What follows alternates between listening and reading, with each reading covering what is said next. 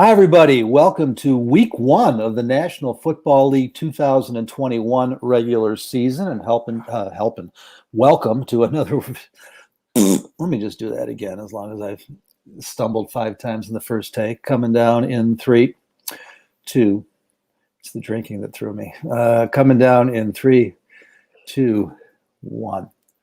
Hi, everybody. Welcome into this week's edition of our ShawLocal.com Bears Insider podcast and to week one of the 2021 NFL season. As we record on Friday morning, it's off to a pretty entertaining start. We'll get into that in just a minute. But first, I want to also welcome in my partners each week. Our ShawLocal.com and Bears Insider beat reporter Sean Hammond is here. Of course, our Shaw Media Group sports editor Kyle Nabors with us as well. And, guys, we tend to be Bears focused, Bears centric here, but it is the first week of the regular season. And since we are Friday morning, we saw a really interesting football game last night, a certainly exciting football game, a typical Tom Brady finish. But maybe the place that I would suggest we start is, was it two really good teams in a great game, or was it just a very competitive, exciting game with some of the usual week one bugs to be worked out? Kyle, I don't know what you saw. I saw a fair amount of sloppy. I saw a fair amount of mistakes. I think the Bucs are obviously a very, very good football team. I think it remains to be seen what the Dallas Cowboys or what Dallas has in their Cowboys. But they certainly were as competitive as they could be last night, albeit coming up, what was it, about 7 seconds short. Yeah, the Bucs looked like what I expected them to look like. They're a very, very good team that is going to be one of the teams to beat in the NFC. Dallas also kind of looked like what I expected. I'm a big believer in Dak Prescott. I thought that offense looked really good last year before he went down. I love the tool that they have at wide receiver. A little concerned about the offensive line. And I actually think at this point, Tony Pollard is actually a better back than Zeke Elliott. Maybe that's blasphemy, but I've never been a big Zeke guy to begin with. But overall, I like the look of that Dallas offense. The thing with them, it's going to be the same issue as last year, as long as Dak is healthy, though. The defense just isn't very good. Blasphemy, I don't know. Anywhere near a majority opinion, not even in the same city with that. So, it's Pollard's an interesting back. I think it is a fair and good question, though, Sean, as to what Zeke's got left. The reason that the running back position is so devalued around the NFL, the reason, and we'll use this as a segue in just a couple of minutes, the Bears and Bears fans should be so excited about David Montgomery going into year 3, is that you look at a guy like Elliott who's taken the pounding. He's had, 350 touch seasons. He's had some injuries recently, and they just don't last at that position. And that's what leaves me with my questions about the Cowboys. I knew the defense wasn't going to be great. It wasn't. They have some young talent. They'll get better over the course of the season. But I thought the offense could be good enough to win games like last night. But because the offensive line has regressed and the running game just wasn't there, Dak Prescott puts up huge numbers. Nobody's going to argue about that. But does he win games like this, and do they have a complete offense? Last night, they couldn't run the football, so they threw for 400 yards. And I just couldn't tell, because it was week one, whether the Bucs were playing bend but not break or the Cowboys are pretty scary. Yeah, that's going to be a problem if the Cowboys can't get their running game going as things progress here, because you can only rely on your quarterback so much. Yes, Dak Prescott, he played really well last night, and he's done this. We've seen him do this before. He can carry a team, but I don't know that you can rely on him to carry a team. You can only rely on that so far, I guess, is what I'm saying. And it was good to see him back out there, though, because he looked good, and it's good. Like you said, Kyle, they were rolling before he got hurt last year. It was a bummer that injury affected them the way that it did.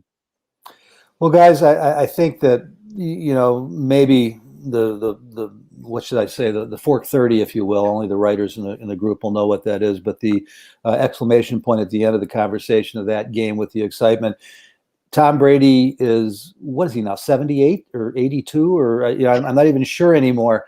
But nothing changes. He's out there. He's in control. He sees things that other people don't see. He sees them much faster than anybody else sees them. He's still got more than enough arm. He doesn't have the greatest arm talent in the NFL, never did. And that was the story for the Tampa Bay Buccaneers. They got a lot of good players on that football team. I was very disappointed in that defense last night after, they broke the bank to try and get everybody back under the cap. But again, it's week one. And so I think it's reasonable to assume that this is going to be, Kyle, another Tom Brady season. We're going to see how far he can take that football team, because I maintain there's no way the Bucs get near a Super Bowl last year without Brady. Yeah, everyone keeps talking about, including myself, like this just can't continue. It can't continue.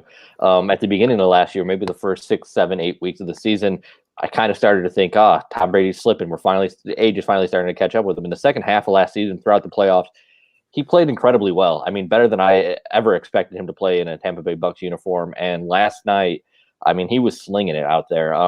It's really incredible what he's doing at 44 years old. The other thing, Sean, that caught me off guard is that Rob Gronkowski came back last year, but he wasn't really back. He wasn't Gronk. He was kind of a 1 year off retirement, aged Gronk. Last night, he looked like Gronk. When the Bucs needed him to, he was the guy who made the difference in the game. When they went down and got that last touchdown, I don't know how many other guys make that play. And I'm talking about both Gronkowski and Brady, of course. But with now 101 touchdown passes between them, it's obviously something that works a little bit. But it's fair to ask the question, would Brady still be Brady if he didn't still have Gronk? Yeah, I mean, you look at Gronk's season last year, and maybe there was a little bit of rust, coming off that year away. And he played really well down the stretch and in the playoffs, and obviously in the Super Bowl, he, had one of his best games of the season. And, that is it's crazy that these two guys are still doing this after all these years, and what Brady is doing at age 44. I mean, we just watched a 44-year-old throw for almost 400 yards and 4 touchdowns in the season opener. I mean, that's wild. Antonio Brown looked really good too, which I didn't expect to see. Well, again, guys, and it's really, I think it's an interesting story and an interesting place to segue to the Bears. Of course, the Bears will see them. They will visit the Bucs. I forget exactly where that is on the schedule. It's as we get closer to the middle of the season. But even more to the point, the information came out earlier this week, and all they do is they take the 53 guys and they average it up, and they called the Bears the oldest team in the NFL.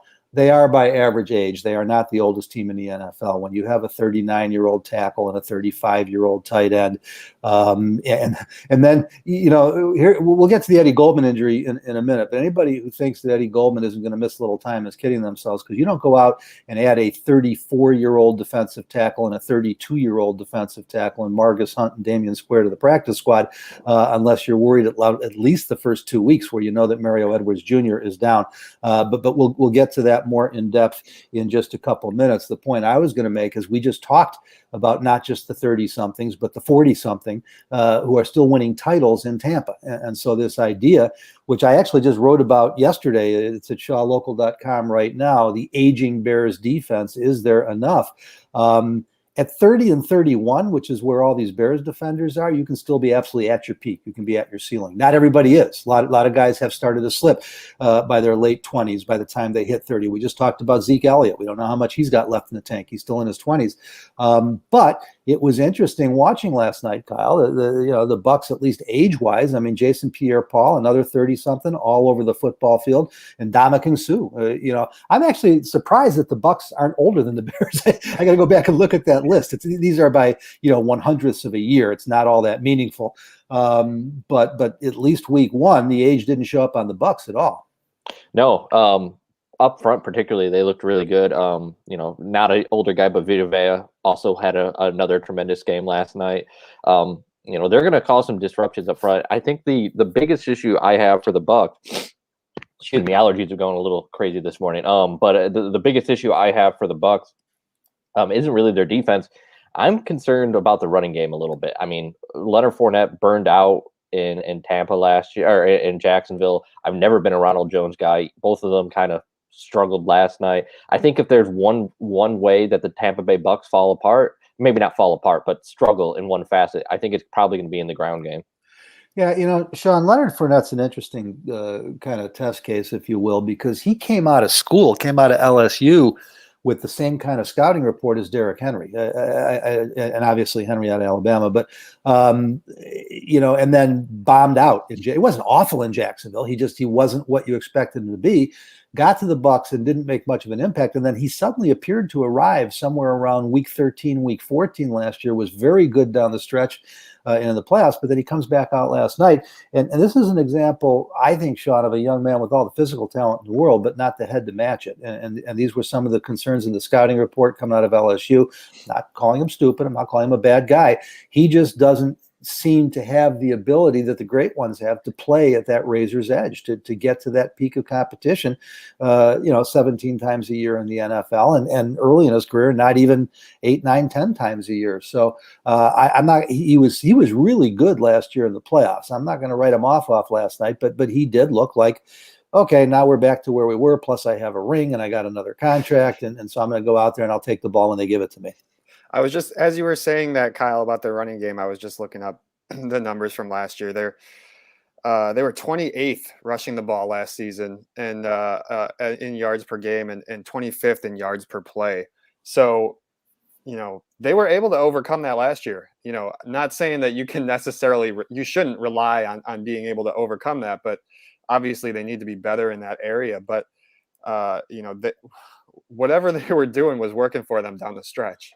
Well, and guys, and this is going to be the last segue as we switch to some Bears talk. And again, it's not identical, but it is interesting. When you evaluate the Tampa Bay Buccaneers, not only are they as old or older than the Bears, but probably the weakest position group in their meeting rooms is the offensive line. It's not a bad offensive line, but there's nothing special about it. You like the center. Jensen he's a tough guy. You like having that stuff. But there's nobody on that offensive line who really sticks out. Now, I would say that it's certainly more stable and better than the Bears, at least right now.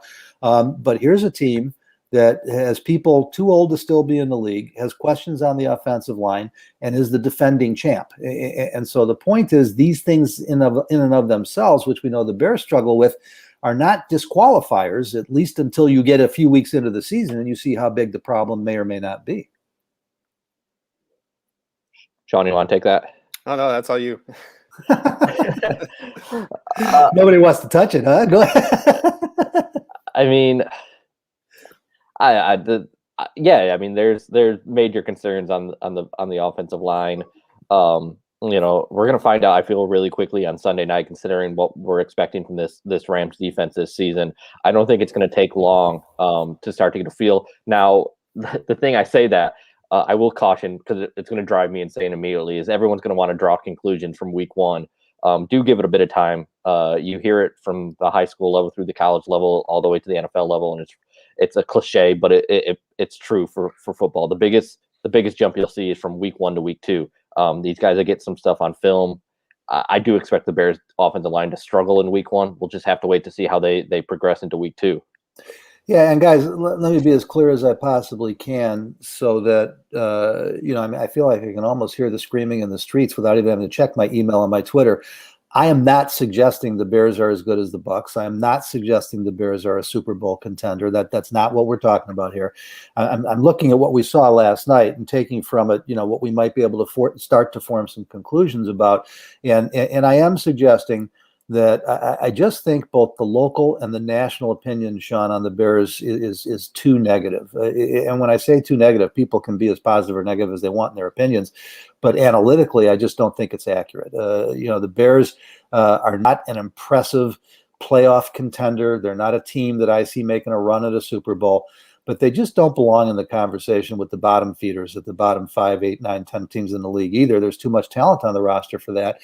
And yet it is stunning to me how many people actually do have them down in that group. I mean, I'm reading some, quote, respected national analysts that have the Lions finishing ahead of them in the North. And that's just not really an objective analysis of what this roster looks like. Yeah, they have enough quality pieces that I think this team is going to be, as it has been the last couple of years, I think they're going to be hovering around that 500 level. I don't necessarily think, I don't see the bottom dropping out for this team. There's too many, we talked earlier about some of the guys who are getting a little bit older. They're getting older on the defensive side, but they're not old yet. At least most of them aren't. I see too many good pieces on that side of the ball, and too many interesting pieces too on the offensive side. When you're talking about Allen Robinson and Darnell Mooney, they're going to be able to win some games. They're not going to finish with 3, 4, 5 wins. I don't think. The Vegas line is 7.5, and the calculus is a little different this year. It's been messing with my head looking at win totals because of the extra game. 7.5 on a 16 game slate, I think, would be fair. For 17 games, I think it probably should be about 8.5. I mean, I think this team is going to finish 8-9, 9-8, somewhere in that range. Let's not bury the big finale rather than bury the lead. We'll get there before we sign off on our last podcast before the regular season starts. But it sounds like we're all probably in a pretty similar place then. And you're right, Kyle. Every time the question's been coming up all week long as we do various radio appearances and some TV around the country, and we write, of course, is what's your guess? And that 17th game just keeps throwing me because it's funny with a 16 game schedule at 7.5. You're saying, well, are they a 500 team or not? Yeah. But with a 17 game schedule, I don't think there are 3 games under 500 team. That because then you're 7-10. And I don't see that. It feels like there's a little too much talent for that. Now, I don't know that they're any better than 8 and 9. I don't know if they're as good as 9 and 8, but it feels like maybe that's about where they fit once the schedule sorts out, because that's the other part, guys, that you can't ignore, but you got to be careful with.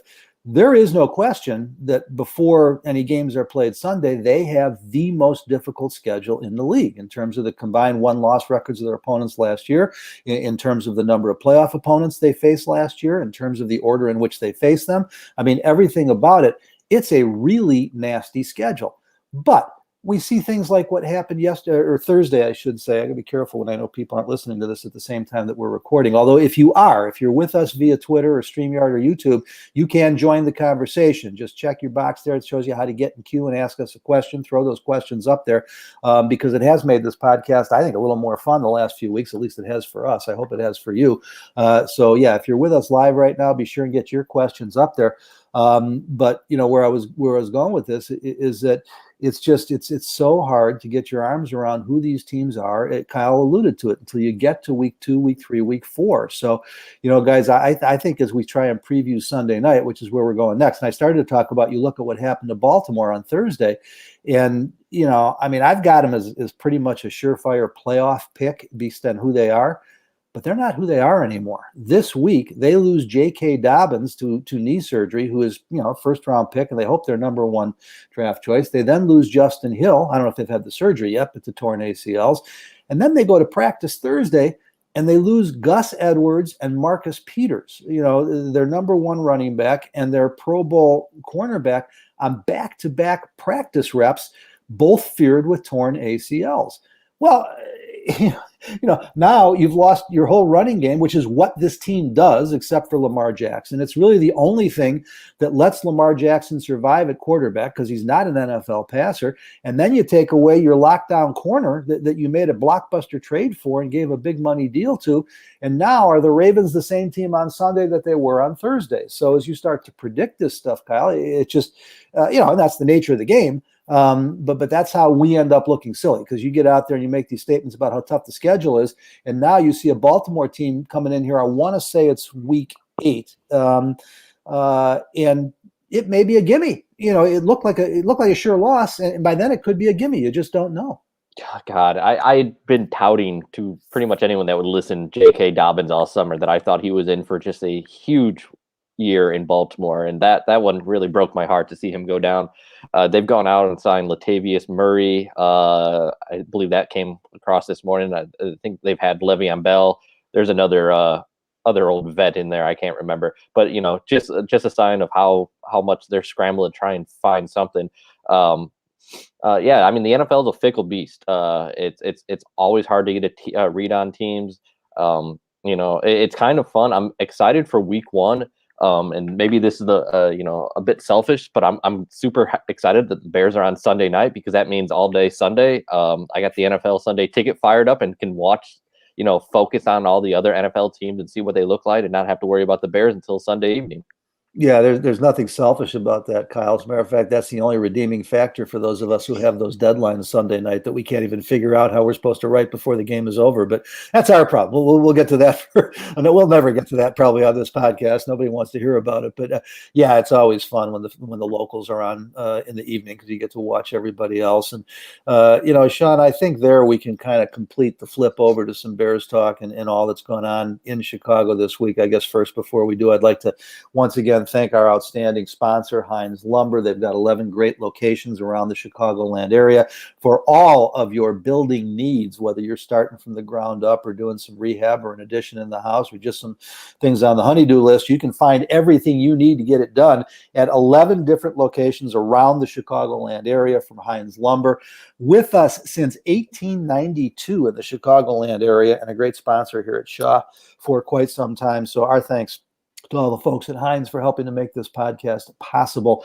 And I alluded to it near the top, Sean. If you're a Bears fan, you heard it shortly after it happened. The one thing we've talked about throughout the preseason, throughout the offseason, is that because of the age of this defense, because you had guys at the time like Jordan Lucas, who didn't make the team. I guess he's on IR now that I think about it. He did make the team, but he was returning, from an opt-out season. Eddie Goldman coming back from an opt-out season. What impact might it have? Everything's going along swimmingly. We're hearing how good Eddie Goldman is doing. And then all of a sudden, we go out to the practice field on Tuesday, and he's not there. Or I guess it was Wednesday, not Tuesday. I'm sorry. And then we have to wait until yesterday to hear from Matt Nagy that on Thursday he tweaked his knee in practice on Monday. That's what we were told. He's day to day. That's what we were told. On the injury list, it was listed on Wednesday as knee and ankle, but Nagy on Thursday debunked the ankle part. Said no, he just tweaked his knee. And I asked Matt on Thursday, well, had there been any signs of any physical limitations, any impairment? This is what we were worried about after the guy sat out. And he said no. He said he thought he looked really good in training camp, thought he was really rocking and rolling. This was a fluke thing, and he's day to day. I hope that's true. I want it to be true. Eddie Goldman's one of my favorite Bears. I love watching him play. But as I just said a little while ago, they also, before they even announced the injury, which they apparently knew about on Monday before he missed practice on Wednesday, is they signed 34-year-old Margus Hunt and 32-year-old Damian Square to the practice squad. Now, when you're bringing in those veterans, you're prepping for being short at the position for at least a couple of weeks. So I'm not accusing Matt Nagy or the Bears of anything. I think every team in the league tries to manipulate the injury list to their advantage in any way they can, whether they admit it or not. But as we record Friday morning, I'd be pretty surprised if Eddie Goldman is in uniform Sunday night against the Rams. We haven't heard that yet. We'll get the official designation later Friday afternoon. But, Sean, this is exactly the start that we were worried about, not because it was just Eddie Goldman, but also on that same injury list. There's Khalil Mack with a groin, limited participation. There's Robert Quinn with a back, limited participation. Now, again, this could just be load management stuff. This could just be being careful. That's what they want us to believe. But that's also what we heard for the better part of 17 weeks last year. And they played, but Robert Quinn didn't play well. Khalil Mack was still all world, but neither played up to their abilities. So you've got three of the most important guys on the defense already starting, minimally with a bit of a resistance band, if not handcuffs, on Sunday night against the Rams. I suspect, and I wouldn't worry too much about the Mack and Quinn stuff yet, because like you were saying, Hub, we saw them on the injury report pretty much every single week, at least for Khalil Mack. I don't remember about Robert Quinn exactly, but and they still played every single game. Quinn missed the first game, but after that he played in every game. And Khalil Mack, while he might have been banged up, he was out there every week too. Now you do obviously want them at full strength, and maybe that's part of the issue of why they're limited in practice, is just to give them a little bit of load management. But the Eddie Goldman thing, man, this guy can't catch a break between COVID a couple of weeks ago and this knee issue now. I mean, it's been a disappointing return for him, and it's a bummer because he has looked good, and he looked good in training camp when we saw him, and everybody said it's like he was picking up right where he left off, and hopefully it's not a long-term thing. but I'm with you in the fact that if he hasn't practiced the first couple of days this week, I'm not expecting to see him on Sunday. I want to throw this question up from Rick Gonzalez right now, because he asked, what is the Bears' single biggest advantage Sunday night? And seeing that it was, it's kind of, my thought was that the Bears' front seven was their biggest advantage. The defensive line and the linebackers.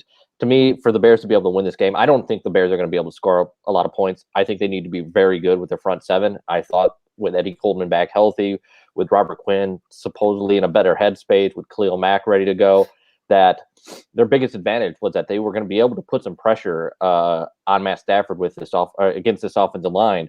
But immediately now with Goldman probably not playing, or at least sounding like he's not going to play, trending that way, I think that immediately kind of negates what I thought was their biggest advantage.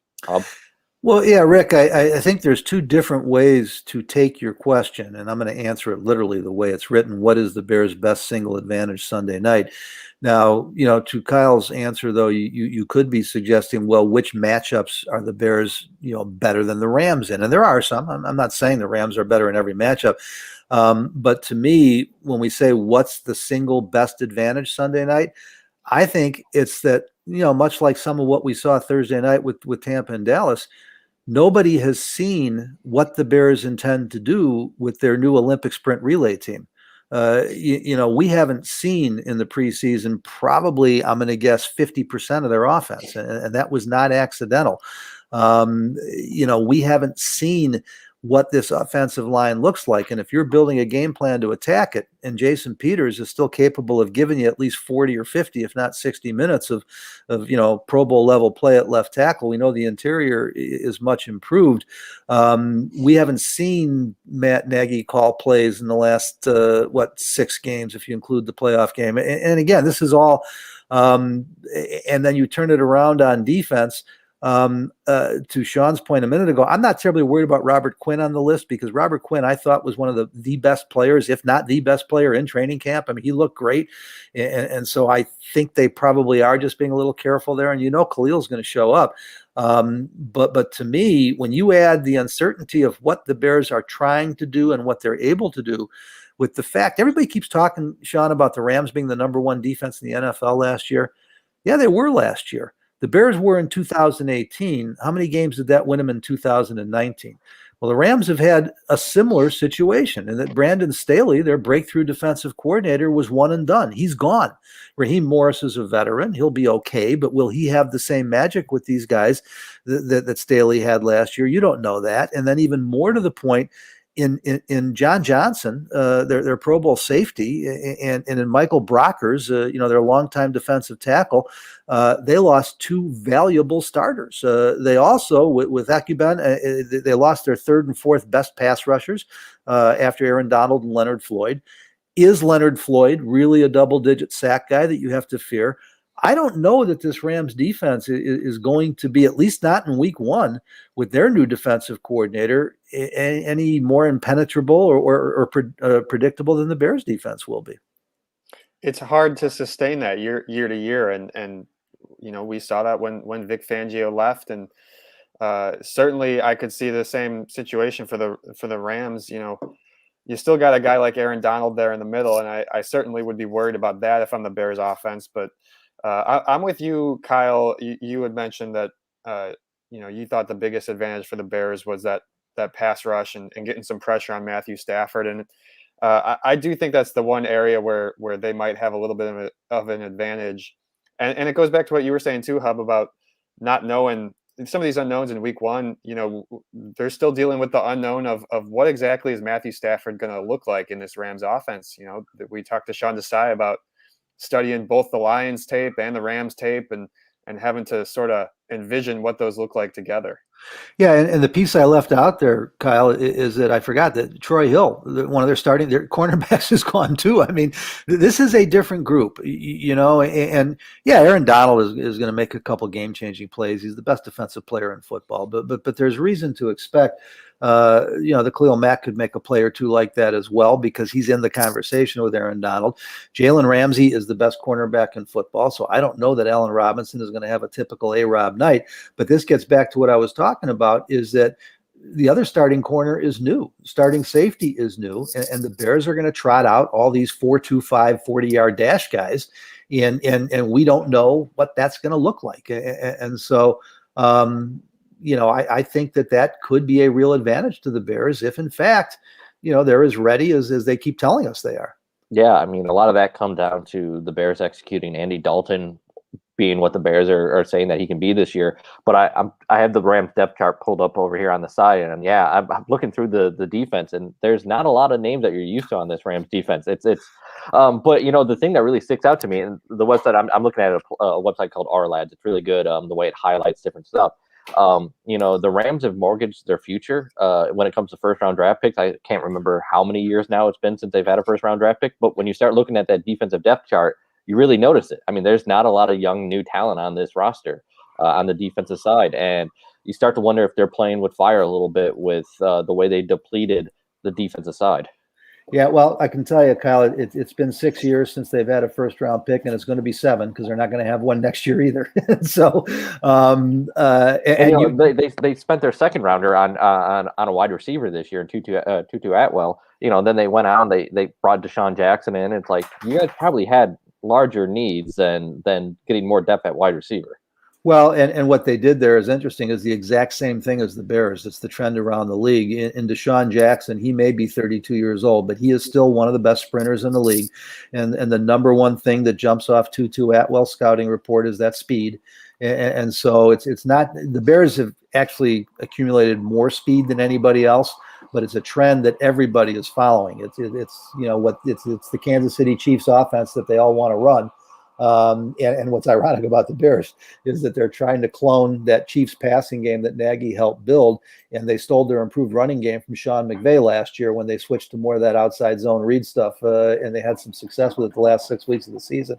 So it's a big part of it. But this is Kyle, thank you, because it's exactly the point I was trying to make. This is what the Bears are taking a lot of heat for right now, is that they are so middle-aged in their star power on defense. And because they haven't drafted particularly high, there isn't a full defense behind them. But what there are is up-and-coming stars. They found Bilal Nichols in the 5th round, but they found him. They did use a first-round pick on Roquan Smith. They used a second-round pick on Jalen Smith. Eddie Jackson, we hope, is going to return to his star quality. I mean, that's 4 still younger potential studs on that defense. When I look at the Rams depth chart, Sean, I don't see it, and so now obviously they're comfortable with some of these guys, and we don't know them as well because they wouldn't be going into the season if they didn't think that some of these youngsters were ready to emerge. But they're not guys that have the tape that some of the young Bears do, and that's where I know. And by the way, again, I'm not going to wait like it's some big dramatic finish. I already picked the Rams to win the game. We had to put our picks up everywhere, and I don't see the Bears pulling this big an upset on week 1. But the reason that I do think they're competitive with them, and I think we're going to find this in a lot of analysis with them, with some of the better teams, is that there are some matchups that even if the Bears don't win them in our predictions going in, Sean, at least we know that they have a chance to be very competitive there. Yeah, I can see this being a competitive game too. I'm with you, Hub, in that I'm going to pick the Rams to win this one, but especially week 1 when there's so many unknowns and you're mixing in new guys and new coordinators for both teams. I can certainly see this being a 1-possession game here down the stretch. These teams are playing for the 4th year in a row. I mean, we have a pretty good history of what it's going to look like. I know the quarterbacks are different, but they've been low-scoring games. I kind of expect that trend to continue. Even whether it was Nick Foles or Mitch Trubisky at starting quarterback, against the Rams, the Bears have been in those games. So I don't see a reason that they wouldn't again this year. Well, and there's another irony here, Kyle, that I think you just alluded to when you talked about, the Rams. They do have to obviously still get to know Stafford. He didn't take a snap in the preseason. I mean, he has not been on the field with this offense against another starting NFL defense other than the Rams.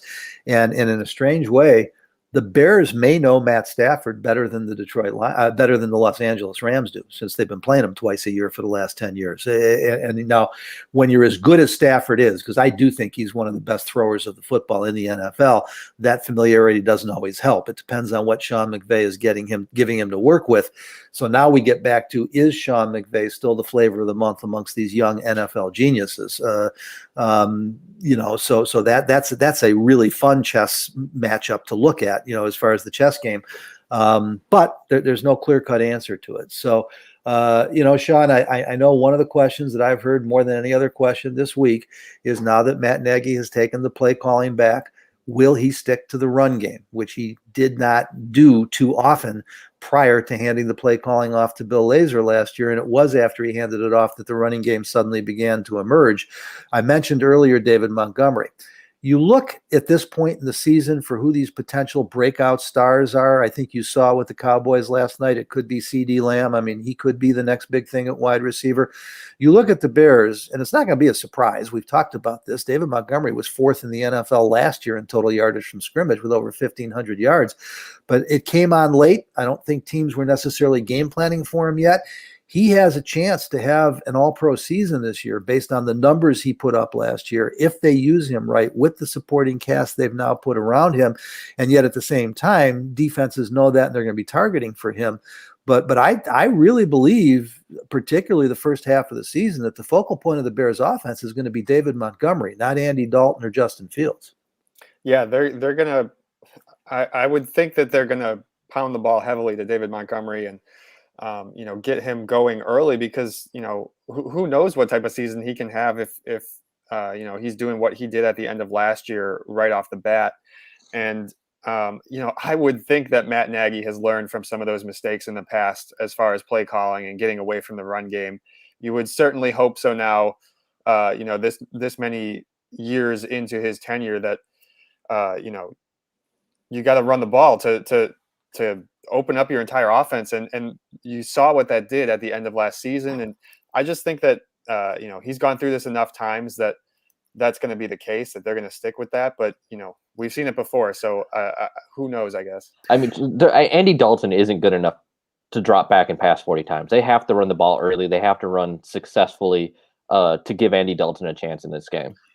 Well, and there's another interesting piece of this when you talk about getting to David Montgomery in the running game. And guys, that's the fact that it's been, 4 or 5 years since they've had a legitimate number 2 NFL running back. I mean, I thought Benny Cunningham was a nice number 3, not a third down back, but a nice number 3. But when you're talking about a number 2 in the NFL, it's a guy who can step in and start and take 16, 18, 20 carries if he has to without missing a beat, because it happens all the time. And the Bears haven't had that guy in a while. It was never Tariq Cohen. I love Tariq Cohen, but he is the definition of a third down back. They tried to invent one out of Cordero Patterson. That didn't, work out. The Mike Adams experiment was a disaster. I just laughed when I was looking at some fantasy rankings that had him as the 5th running back in the league just because he's in Atlanta, and they assume that's what he's going to do. Mike Davis? Mike Davis, I apologize. Yeah, yes, I don't know where I got Mike Adams from. But in Damian Williams, not only do they have a legit number 2 running back, he was the starter for the Chiefs in their Super Bowl run, over the last part of the season 2 years ago. Now, he did opt out last year. That's not a concern we've already talked about. But you also have a guy who ran a 4.4, 4.40. And while that doesn't sound that impressive when you look at these Bears wide receivers, there's only 3 other running backs in the NFL who ran faster 40 times in their pre-draft and combine work. When we talk other running backs, first or second stringers, I'm sure you can find a few guys. So in keeping with that whole thing of speed again, not only do they have a legitimate number 2, Kyle, but they've got a legitimate change of pace even before Tariq Cohen gets back to 100%. Yeah, absolutely. Just really quickly, Roger Simonson popped in and asked about if the Rams defense was the biggest question mark, as he's seen after all the turnover from last year. We actually already discussed that, Roger. So if you get a chance, scroll back a little bit, you'll see us talk about that for a little while. But going back to the Bears run game, you look around the league, Dalvin Cook is backed up by a nice back named Alexander Mattison, who's able to step in and you don't lose a lot when Dalvin comes off the field. You saw it last year when Aaron Jones came off the field in Green Bay, Jamal Williams. I mean, you're talking about situations just because your starter comes off the field, you're not losing much. And the Bears finally have that. When David Montgomery comes off the field for Damian Williams this year, they're still in good shape. They can still run the ball. They can still use their running back as a pass-catching guy out of the backfield. The versatility that having two running backs that can do everything pretty much, I mean, that really opens up your offense. Yeah, and a quick point here, folks, because I'm guessing this is not your first stop for fantasy football advice. Maybe it is, but it probably shouldn't be. You're in trouble if this is your first stop on Friday morning. Yeah, I mean, you do get concerned if David Montgomery was your first round pick by the fact that Damian Williams is a weapon that they're going to use. But that's why I do hope if you drafted David Montgomery that you have also drafted Damian Williams. I mean, that's what you really should do in your fantasy drafts. And, Williams should have been sitting around in the 4th, 5th round, and you handcuff these guys. And that's when you don't have to worry as a fantasy player anymore. However, we're not talking fantasy. We're talking the real thing. And so we're just glad that the Bears do have options should Montgomery get nicked or slowed. At the end of the day, Sean, another big question we should deal with. We've only got a few minutes left here. I mentioned how often you get asked about certain things, and obviously we've focused on the quarterbacks. We've talked about the tackles. You got a lot of people wondering, why are there 5 tight ends on this Bears team? And I got to tell you, it is a bit of a puzzle. And the only answer I can come up with is that J.P. Holtz is so good on special teams, and they're concerned enough about the special teams that they just couldn't afford to let him go. I mean, this is a guy who's a journeyman tight end, has been at times the 3rd stringer, at times the 4th stringer, didn't even practice. I mean, he was injured. I'm not, criticizing him in any way, but wasn't able to practice, I guess I should say, over the last 2.5, 3 weeks of the preseason. And yet he makes this roster and becomes either the 4th or 5th tight end. I mean, I suppose you'd say Jesper Horsted, just based on seniority and playing time, is the 5th tight end, but you can't very well cut a guy who scores 3 touchdowns in his final preseason game. So, why all those tight ends are there? We're going to see a lot of 12 personnel, a lot of 22 personnel. We know that.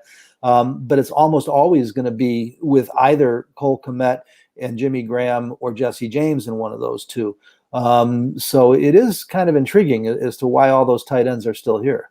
Yeah, I think it's got to be a special teams thing. I mean, I don't know that anybody was feeling particularly good about the Bears' special teams performances during the preseason. And I know preseason is one thing and regular season is another, but they didn't particularly look very good in very many of those situations. Outside of, Cairo Santos is going to be solid and he's going to do his thing and hopefully have another good year. But you need some of those, you need confidence in your punt coverage, your kick coverage to, hold those things down and not let up any big plays. And they lost so many valuable pieces in, Cordero Patterson and some other guys. And I really think that that's a big reason why they've got 5 of these tight ends. And Kyle, it also brings us to the last numbers question on the roster, and we talked about this last week. 7 inside linebackers. It got shaved just a bit when Josh Woods was released, but then, of course, Josh Woods was immediately re-signed to the practice squad. And remember, with the special roster rules and Sunday rules that the NFLPA and the owners have negotiated, it's expanded from 53 to 55 on game day. You can bring 2 guys off the practice squad on game day and send them back the next day. You can protect up to 4 veterans on the practice squad, and I don't think Josh Woods is even a vested veteran. And so why 7 inside linebackers available? Again, it's got to be special teams because Joel Ayabuniwe and Josh Woods don't belong on the field in regular defense. The Bears proved it to us that they don't believe that late last year when Roquan went down and they went out and signed Manti Te'o off the street and started him immediately rather than letting Ayabuniwe or Woods be our starting linebacker. And then you've also got Alec Ogletree and Christian Jones in front of them. So suddenly they're very deep there. You plug in Caleb Johnson, who again made the team. These last 3 are all here because of their special teams ability. And so it will be interesting when we get those inactives every Sunday to see how they're mixing and matching these guys with all these tight ends and inside linebackers, and who's actually going to get to dress on Sunday. Yeah, I think you guys are completely correct. It's got to be a special teams thing. I think once we, they kind of find a unit that they like out there, that we'll start to see some consistency. But I expect them to mix and match on special teams a lot the first few weeks and see what they have.